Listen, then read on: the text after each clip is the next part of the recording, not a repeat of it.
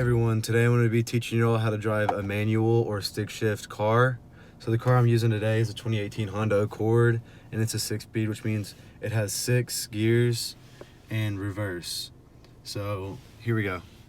Step 1 of learning how to drive a manual car is to get to know all the different features of the car. So this is the gear shift, and it has all the different gears, 1 and then all the way to 6 and then to reverse.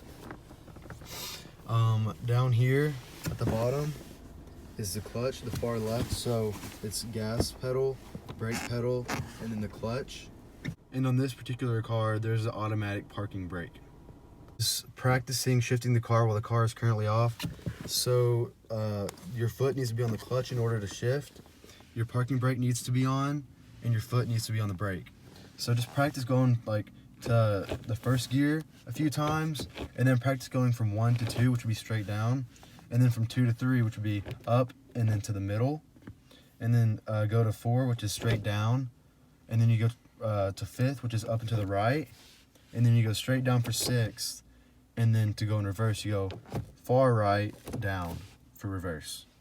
You need to turn the car on, put the gear shift in first gear with your foot on the clutch and on the brake. And so for this step, we're going to slowly release off the clutch while also giving a little bit of gas in order to keep the car on and prevent it from stalling. As you can see, my foot is pushed all the way on the clutch and a little bit on the brake. So what we're gonna do to start off is take our foot off the brake, and we'll start rolling, and then slowly take it off the clutch, give a little gas, and then eventually you can take your foot completely off the clutch and you're going. So now that we're in first, we're eventually going to get to where there's too many RPMs and we're going to need to shift. So in order to do that, you press down on the clutch with your left foot, pull down on the gear shift to 2, and then you're in second gear. So to go faster, you basically repeat the step where you went from first gear to second gear, and you basically continue to do that by shifting from second to third to fourth to fifth and to sixth. And then if you want to go around a curve or something, you put your foot on the clutch and then put it from, like, say, for example, a third into neutral, and then you roll in neutral, and then you pick a gear in which the RPMs fit correctly. It's kind of hard to explain.